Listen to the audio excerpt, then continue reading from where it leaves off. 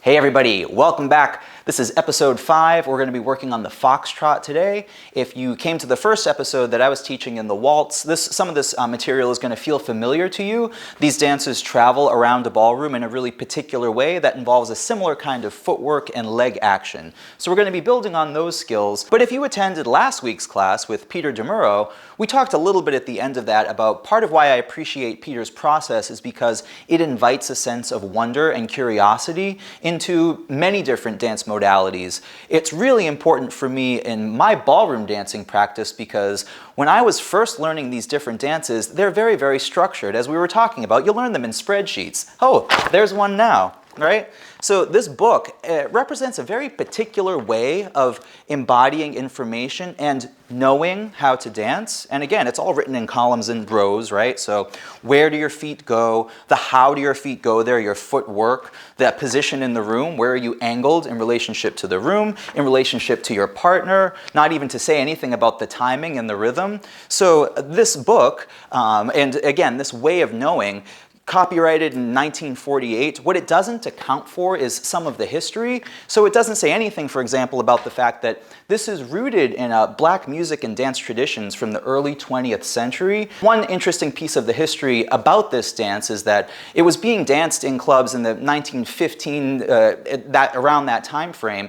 And then in the 30s, it starts to become really popular, in part because there is a couple, a white dance couple, Vernon and Irene Castle, who are dancing all over town. They're gaining a lot of popularity because they're exciting to watch. They're also collaborating with the black musician James Reese Europe, and as the band leader, he would be playing the music that's going to inspire the dancing that they do. And when he would play the slow version of W.C. Handy's Memphis Blues, it got Vernon and Irene moving in this very particular way, and the story goes that that's part of how we evolved the foxtrot. So that dance sort of evolves into something that we now dance today in a way that has become very structured. But it's interesting that it began with this collaboration between musicians and dancers, and that to me feels like a really important place to begin, especially as we're going to get into something that is kind of technical.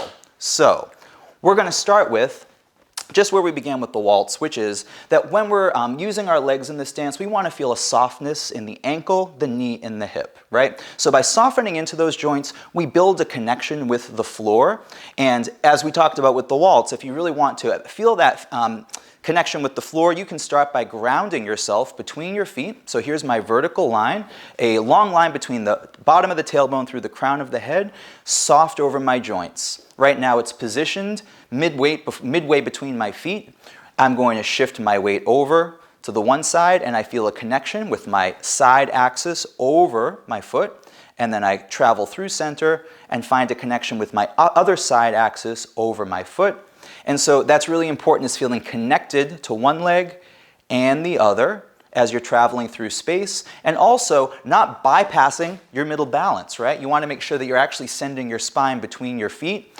When we do this side to side, it's one good way to begin checking in with the balance from leg to leg.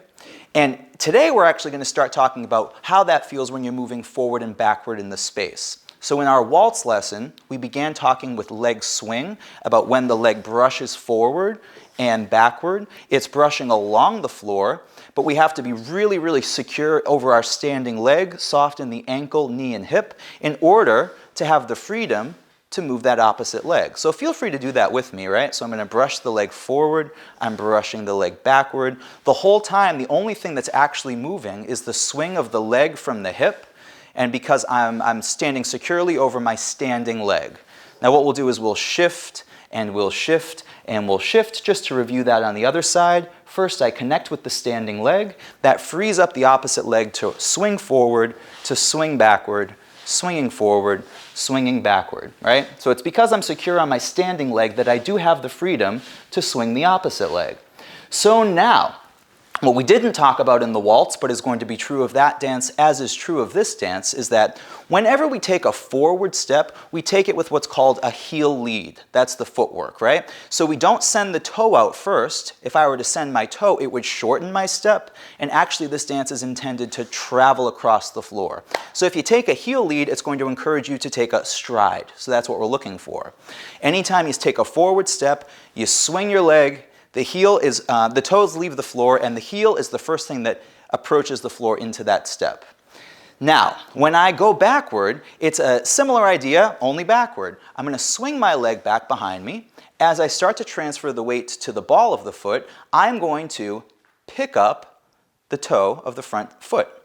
When I do that, there's a couple of different reasons why. Again, if I pick it up, I can push myself through the space and I can travel more. The other thing is that if I'm stepping backward and I kept that toe stuck to the floor, there's a great chance it's going to get stepped on. And if you pick the toe up, chances are you're going to be moving and that won't happen.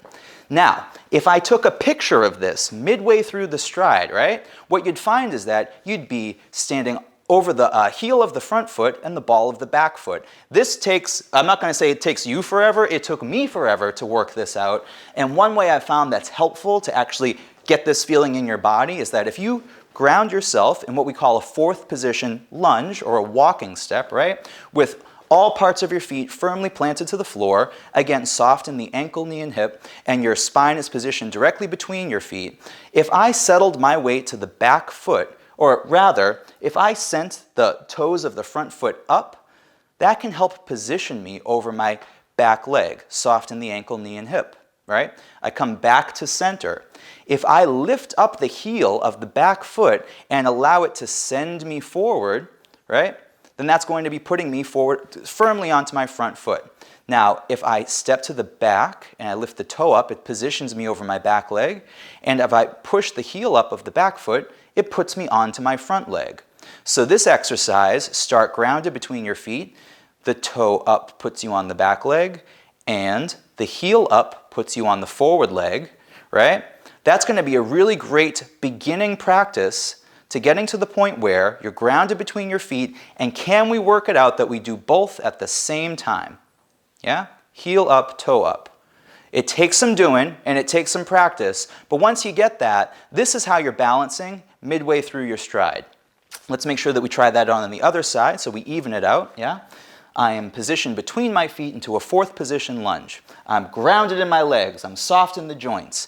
If I picked up the ball of the front foot, it positions me over the back foot. I will have completed a backward stride. I go back between my feet. If I pick up the heel of the back foot, it positions me firmly over the front foot.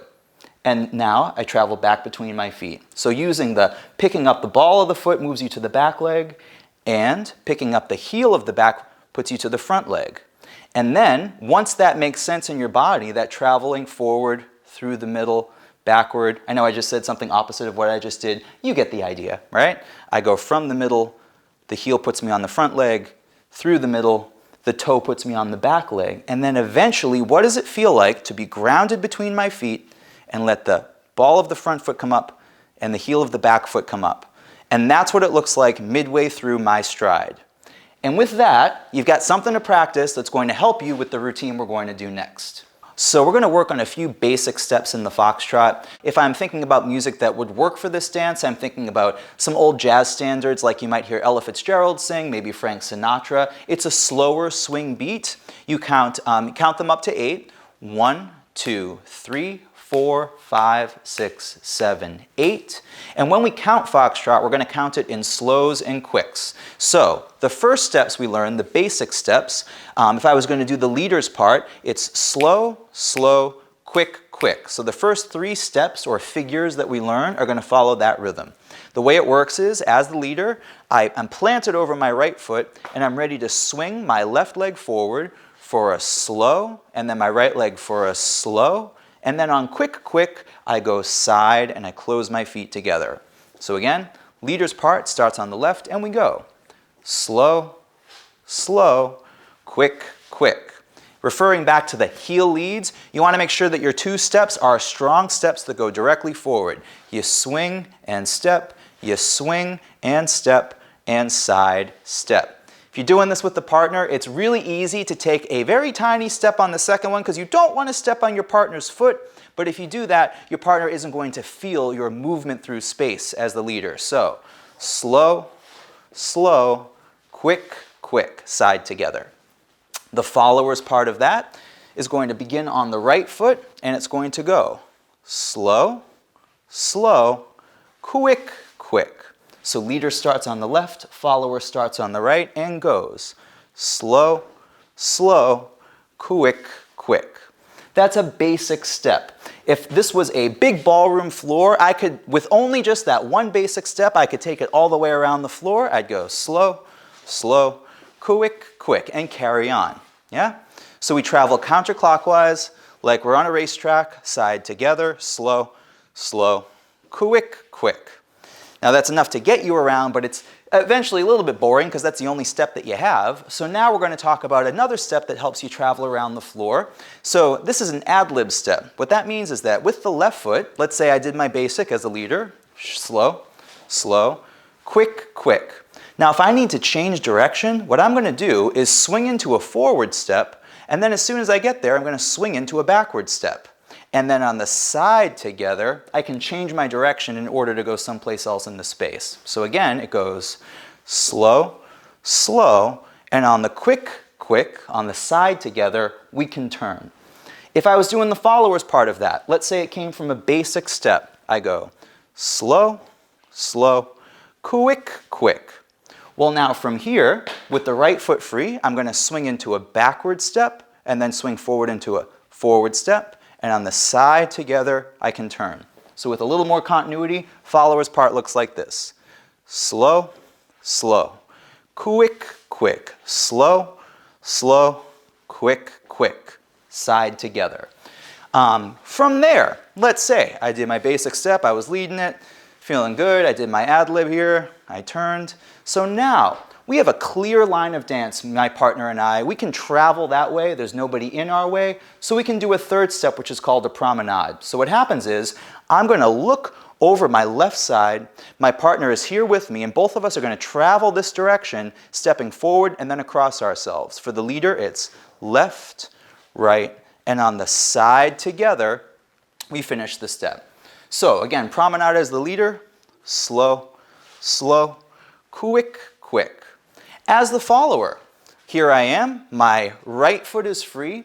I see that my partner is ready to travel that way, and when I get that cue, I'm going to look in that direction too. I'm looking firmly over my right side. I'm going to step with my right foot, slow, slow, quick, quick.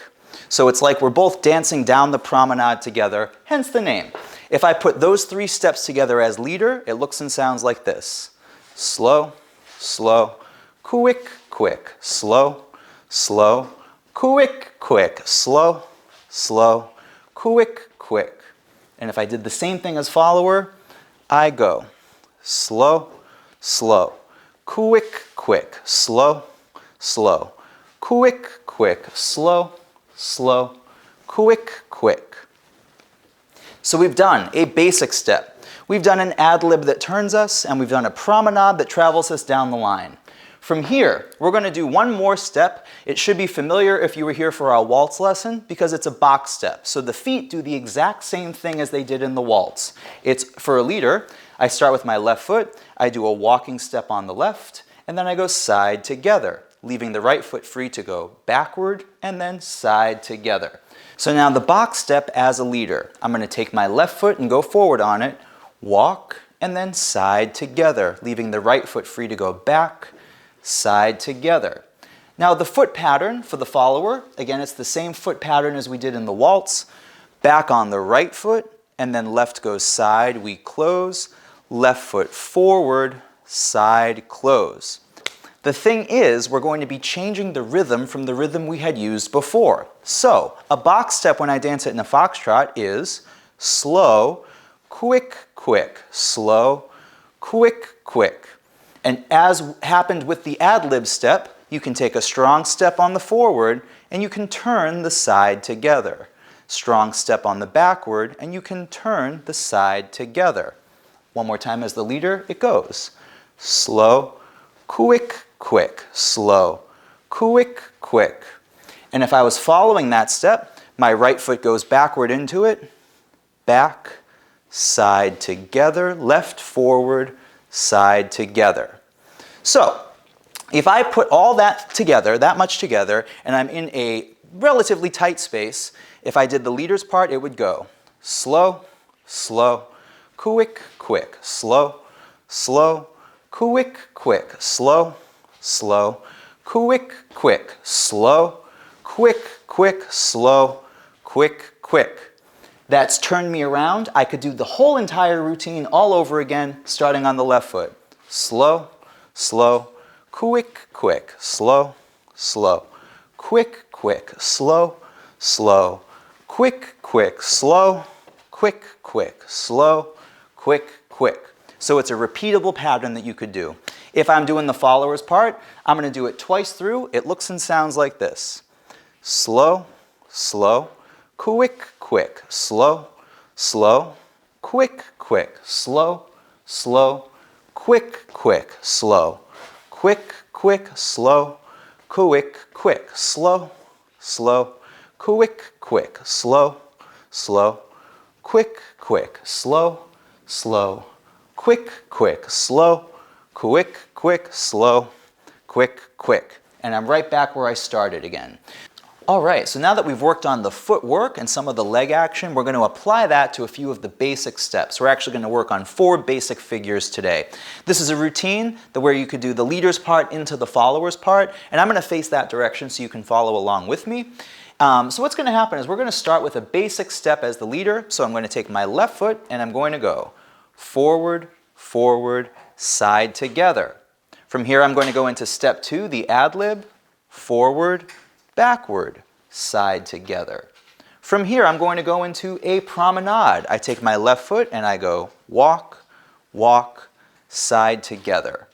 Now from here I'm going to go into the box step where my left foot is free, slow, quick, quick, slow, quick, quick. From here I'm going to take a side, and a side step, and at that point I'm ready to switch my arms and do the followers part. So starting with the right foot, I go slow, slow, quick, quick. Here's the ad-lib. Right foot back, then front, side step. Into a promenade, slow, slow, quick, quick.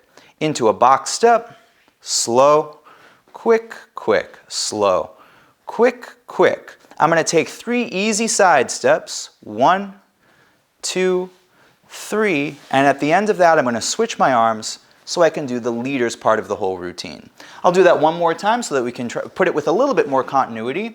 And to talk about when you do that switch, if I was here in my practice frame, if I lift my left arm up, I'm ready to lead. If I lift my right arm up, I'm ready to follow. So when we start on the left foot, we'll be assuming this position, and when we switch to the right foot, we'll be assuming that position. One more time, slowly with no music. Leaders part goes slow, slow, quick, quick, slow, slow, quick, quick, slow, slow, quick, quick, slow, quick, quick, slow, quick, quick, sway, sway, sway, right foot, slow, slow, quick, quick, slow, slow, quick, quick, slow, slow, quick, quick, slow, quick, quick, slow, quick, quick, sway, sway, sway. We go left and slow. And that's your routine. So now we have a routine that we can practice, leaders part and followers part. We're going to put it to some music. We're going to dance it a few times through. Have fun. See you in a second.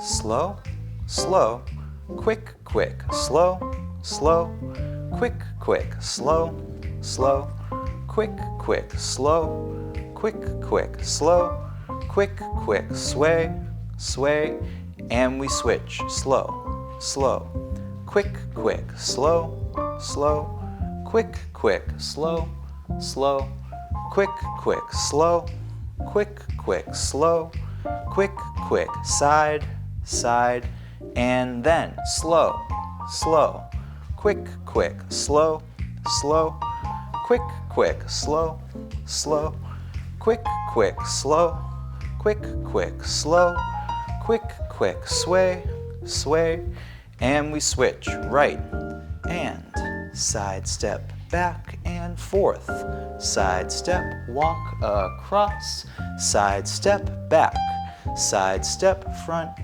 side step, sway, and then we go on the left. Slow, slow, quick, quick, slow, slow, quick, quick, slow, slow, quick, quick, slow, quick, quick, slow, quick, quick, slow, slow, and then right. 1, 2, side step, 1, 2, side step, 1, 2, side step, back, side step, front, side step, sway, sway, and switch.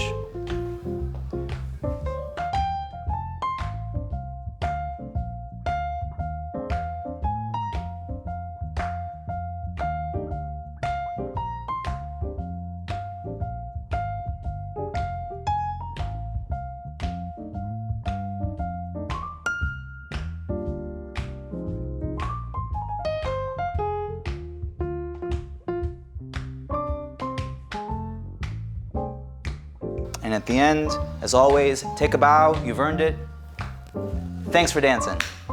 All right, so as we talked about earlier, this is all stuff that I learned by way of studying these manuals, and that is one particular way of learning a dance, right? One reason why to structure something that way is because there are a lot of moving parts, and it's really going to be hard to try to encapsulate it all into this one lesson.